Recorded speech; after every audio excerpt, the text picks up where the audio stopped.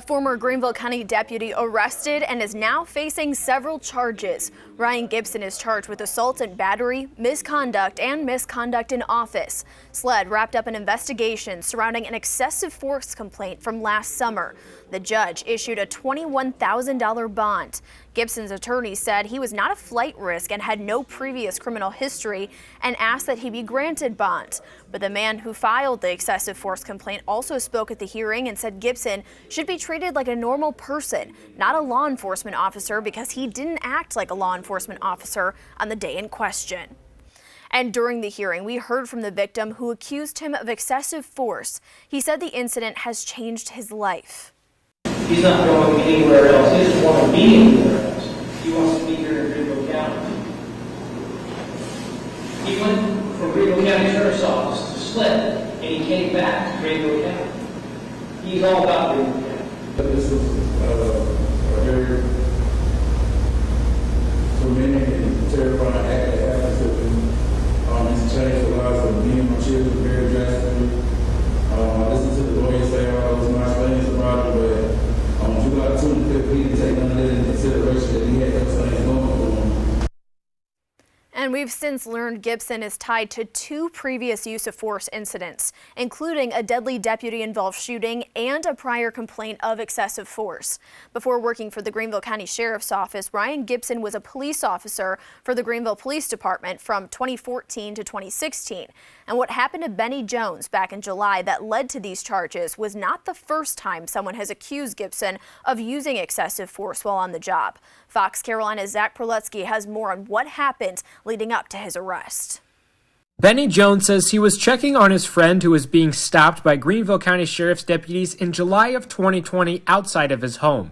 He says deputies told him to back away from the car, and as he was walking away, the person who had been stopped by deputies took off running.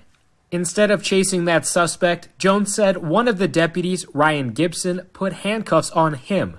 This is how Jones described what happened next when he spoke to Fox Carolina a few weeks after the incident. And he started beating me in my chest and in my stomach and kneeing me and kicking me and punching me. Gibson was fired after an internal investigation into the incident, and now SLED has charged him with multiple offenses.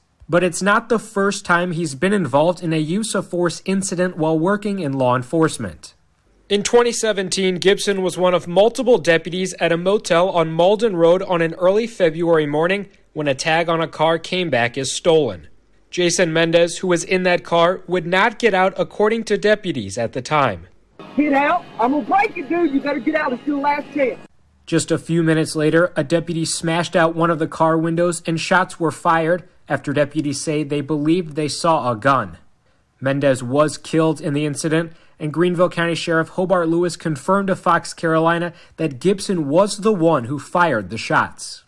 The solicitor's office did clear all the deputies involved of any wrongdoing, and they returned to work. Before that, in 2015, Gibson, who at the time worked as a police officer for the Greenville Police Department, was accused of using excessive force. The complaint said Gibson smashed Jaquan Williams' head into the ground, causing him to lose a tooth during an arrest. This is police dashcam video from that night. Look, man, I'm not messing with you, okay? The alleged incident resulting in Williams losing a tooth occurred off camera, but then Police Chief Ken Miller told us in 2016 that Gibson maintained he was doing a routine search, and that's when Williams' face hit the ground. And a spokesperson for the city of Greenville tells us that Gibson voluntarily left the police department in October of 2016 following the incident with the sheriff's office last summer. An investigation was conducted and Gibson was fired from the sheriff's office for violations of excessive force and criminal process. And we will have more on this case as it develops inside of our Fox Carolina News app.